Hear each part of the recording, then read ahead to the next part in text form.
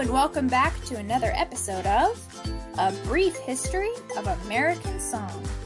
Today we are going to be talking all about Congo Square and the birth of the blues.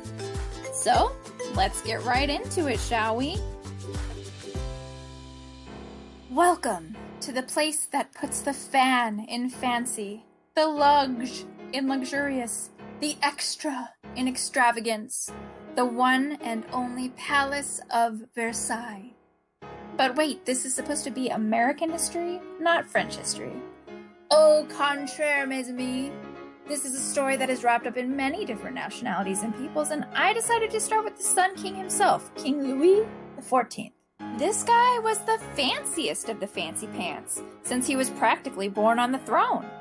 Not exactly, but he was only 4 years old when he was crowned king, so you know, potato, potato.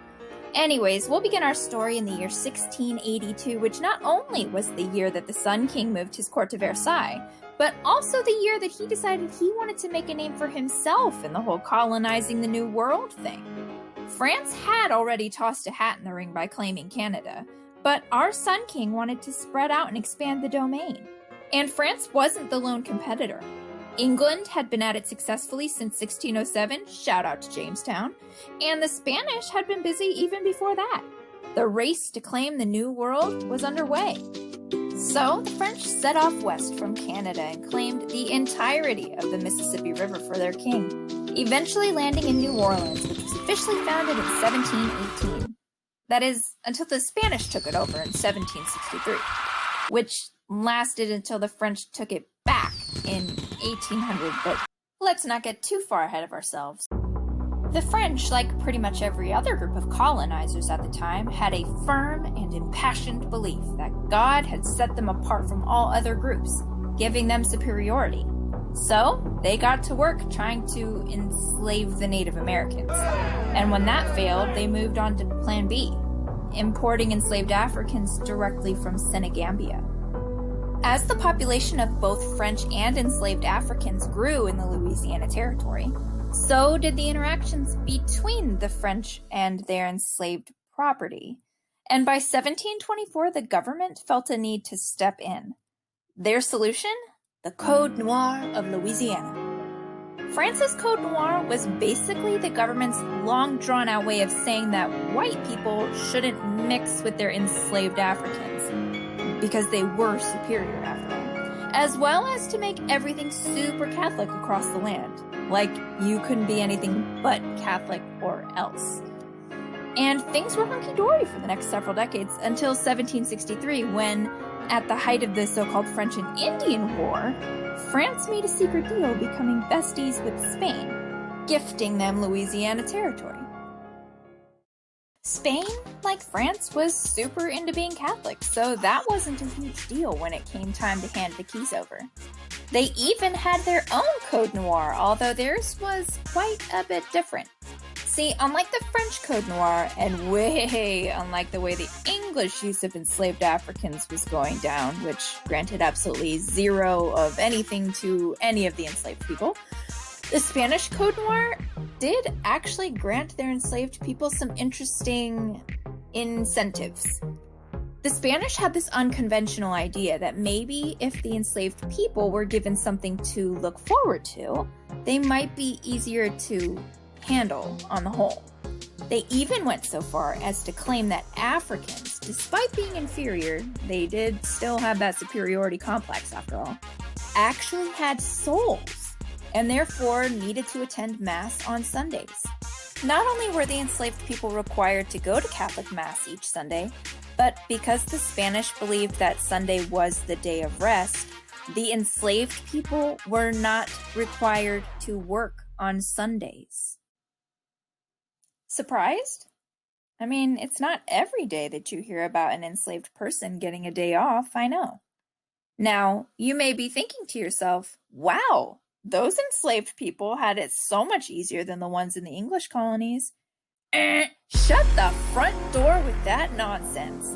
Enslaving human beings is enslaving human beings, no matter what days of the week they weren't required to work. All of the colonies were abhorrent for using and abusing the people they enslaved, and there is no getting around it. let's be real here. The fact that the Spanish decided to give their enslaved people something for motivation so that they would be, quote, less likely to be volatile is pretty dang shady, because they were still enslaving people against their will. Although the condition of the enslaved Africans in New Orleans was not on the whole drastically more awesome than any other place where slavery was condoned, this little bit of leniency on Sundays allowed for something amazingly unique to occur. After their mandatory attendance at Sunday Mass, the time was their own, and the enslaved people of New Orleans did what was impossible for most other enslaved Africans across the other European colonies. They socialized freely with one another. They danced, they sang, they made drums like the bamboula and string instruments that would someday evolve into what is now an American classic, the banjo. They were able to preserve and celebrate their own African culture, which was a practice that was wholly unique in its performance at the time. The enslaved people were even allowed to hire themselves out on Sundays to make a little bit of money, which they could keep for themselves, and later use it to purchase their own freedom. And with that freedom came not only the ability to hopefully purchase other family members' freedom, but also the possibility of land ownership and businesses of their own. And right in the middle of this cultural phenomenon, Congo Square, the place where their community could openly and loudly spend their free Sundays. In the mid-1800s, a new musical presence arrived on the New Orleans scene, with the completion of the French Opera House in 1859.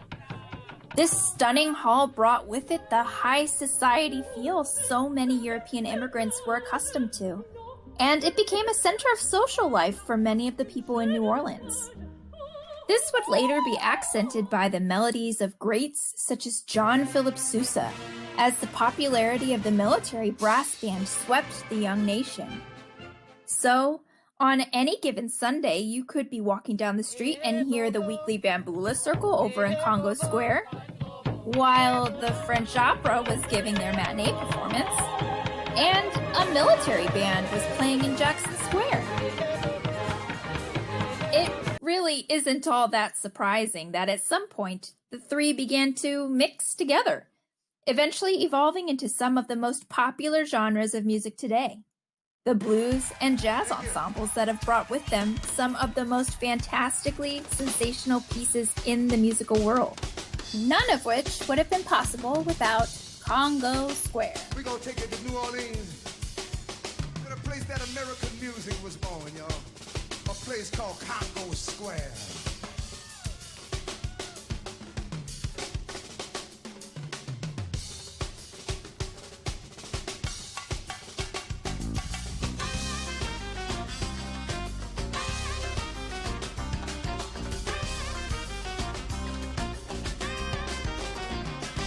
Well, it might be superstitious, but some kind of something is going on down there. Well, it might be superstitious, but some kind of something is going on down there. Well, it's an old-time tradition when they play their drums at night in Congo Square. You can hear 'em in the distance, and the old folks up the bayou say you're